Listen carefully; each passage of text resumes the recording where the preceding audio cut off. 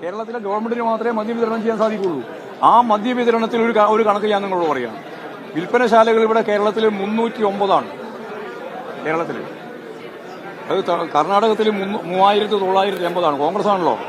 3980. Not ചെയ്ത് വെക്ക്.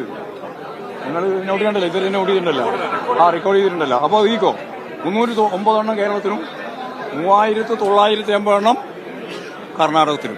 തമിഴ്നാടിന്റെ കണക്കാണ്. ഞാൻ ഇപ്പം തമിഴ്നാടിന്റെ കണക്ക് പറയുന്നില്ല. കാരണം കോൺഗ്രസ് ഭരിച്ചുകൊണ്ടിരിക്കുന്ന സംസ്ഥാനമാണല്ലോ കർണാടക എന്ന് പറയുന്നത്. അവിടെ ഇപ്പോൾ 3780 ഈ വിൽപ്പന കേന്ദ്രങ്ങളാണുള്ളത്. ഇനി ഒരു കണക്കും കൂടി 2012-13 ഇവിടെ കേരളത്തിൽ ആകെ 241.78 ലക്ഷം കേസാണ് ഉപയോഗിച്ചത് ഒരു വർഷം. അത് 2021-22 ഇടതുപക്ഷ ഗവൺമെന്റാണ്. 181.03 ലക്ഷം കേസേ ഉപയോഗിച്ചിട്ടുണ്ട്. 10 കൊല്ലത്തിനിടയിൽ നല്ല രീതിയിൽ കുറയായത്, വലിയ രീതിയിൽ കുറയായത്. അതുകൊണ്ട് ഒഴുക്കുകയാണെന്ന് ഈ കോൺഗ്രസ്സുകാർ, യൂത്ത് കോൺഗ്രസ്സുകാർ ഒരു കണക്കുമില്ലാണ്ട് വെറുതെ പറയുന്നതിനോടൊന്നും നമുക്ക് പ്രതികരിക്കേണ്ട കാര്യമില്ല. കുറയാണ് ചെയ്തതെന്നുള്ളതാണ് ഔദ്യോഗിക കണക്ക്.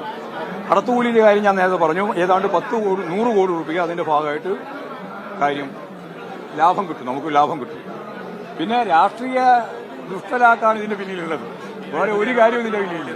മാത്രമല്ല, ഞാൻ പറയുന്നില്ല, ഇതിന്റെ പിന്നിൽ ഫലപ്രദമായി ഉണ്ടാവാൻ സാധ്യതയുള്ള ഒരു വിഭാഗം സ്പിരിറ്റ് ഉൽപ്പാദിപ്പിച്ച് കേരളത്തിലേക്ക് കടത്തിക്കൊണ്ടുവരുന്ന അവരുടെ സെറ്റായിരിക്കും. ഞാനിപ്പോൾ ആരോപണമൊന്നും ഞാൻ ഉന്നയിക്കുന്നില്ല, അഴിമതിയൊന്നും ഞാൻ ഉന്നയിക്കുന്നില്ല. പക്ഷെ അതില്ലാതെ വരാൻ സാധ്യതയില്ലല്ലോ. ഇന്ത്യയുടെ വിവിധ മേഖലയിൽ നിന്ന് ആയിരക്കണക്കിന് കിലോമീറ്റർ സഞ്ചരിച്ച് ഇവിടെ എത്തിക്കാൻ 100 കോടി രൂപ വേണമെന്ന് ഞാൻ പറഞ്ഞില്ലേ. സ്പിരിറ്റ്, ആ സ്പിരിറ്റ് ലോബിയുടെ നല്ല പിന്തുണ ഈ വിഭാഗത്തിനുണ്ടാവാം. ഞാൻ അത്രയും ഇപ്പം പറയുന്നുള്ളൂ, ഉണ്ടാവാം. പക്ഷെ എന്തിനാ നിങ്ങൾ എടുക്കുന്നത്? കേരളത്തിൽ വേണ്ടത്ര മദ്യം ഉണ്ടാക്കാൻ വേണ്ടിയിട്ട് ഇവിടെ നയപരമായി തീരുമാനിച്ചു കഴിഞ്ഞാൽ അത് ഉണ്ടാക്കുന്നതിൽ എന്തിനാ എതിർക്കേണ്ട കാര്യം? ഞാൻ അഴിമതി ആരോപണം ഞാൻ അതൊക്കെ വെറുതെ പറയാണെന്ന്. ഇത് വെറുതെ പറയുന്നല്ലാണ്ട് എന്തെങ്കിലും കാര്യത്തിൽ പറയുന്നതാണോ? എന്ത് തെളിവിന്റെ അടിസ്ഥാനത്തിലാണ് പറയുന്നത്? അതുകൊണ്ടല്ലേ ഞാൻ തെളിവില്ല, അതുകൊണ്ടല്ലേ ഞാൻ മറ്റേ പറയാത്തത്. ഏതാണ്ട് 10 കോടി ലിറ്റർ സ്പിരിറ്റ് കൊണ്ടുവരുന്നുണ്ട്. 10 കോടി ലിറ്റർ സ്പിരിറ്റ് കൊണ്ടുവരുന്നുണ്ട്. ആ കൊണ്ടുവരുന്ന ലോബി എവിടെയാണെന്ന് അറിയാലോ. അത് ഇവിടെ തന്നെ ഉത്പാദിപ്പിക്കുന്നതിന് ആ ടീമിന്റെ പണി പോയില്ലേ? കോടാനുകൂടി രൂപയില്ല. ഞാൻ പറയുന്നില്ല, അതുകൂടി ആവാം. ഞാൻ അങ്ങനെ കൊടുക്കണം. മനസ്സിലായി പറഞ്ഞാൽ മതി. ഞാൻ കോൺഗ്രസ്സുകാർ പറയുന്ന പോലെ, BJP-കാർ പറയുന്ന പോലെ അഴിമതി ആരോപണം ഞാൻ ഉദ്ദേശിക്കുന്നില്ല. ഇപ്പോ അതുകൂടി ഇതിന്റെ പിന്നിലുണ്ടാവാം എന്നാണ് പറഞ്ഞത്. CPI കൂടെ ഒരു എതിർപ്പ് പറയുന്നുണ്ട്. ഞങ്ങൾക്ക് ഇതിന്റെ അകത്ത് ആരും എതിർപ്പ് എന്നുള്ളതല്ല, ഗവൺമെന്റ് നിലപാടാണ് ഞാൻ പറഞ്ഞത്. ഗവൺമെന്റ് സമീപനം ഗവൺമെന്റ് പറയും. ആ ഗവൺമെന്റ് സമീപനത്തിന്റെ ഭാഗമായിട്ട് പാർട്ടി കണ്ടിട്ടുള്ള കാര്യമാണ് ഞാൻ പറഞ്ഞത്. കേട്ടോ,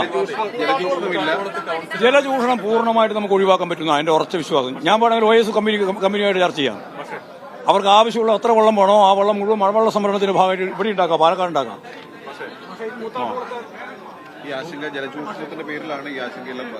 അതാ പറഞ്ഞുകൊണ്ടിരിക്കുന്നത്. അത് പറയാനേ ചാൻസ് ഉള്ളൂ. അതുകൊണ്ടാണ് ഞാൻ പറഞ്ഞത്, പറശ്ശിനിക്കടവ് വിസ്മയ പാർക്ക് വരുമ്പോൾ വിസ്മയ പാർക്ക് ഉണ്ടായാൽ പിന്നെ കുടിവെള്ളം മുട്ടി എന്ന് പറഞ്ഞവന്റെ മുമ്പിലാണ് ഞാൻ ഇന്ത്യയിലെ ഏറ്റവും പ്രധാനപ്പെട്ട മഴവെള്ള സംഭരണി ഉണ്ടാക്കിയത്.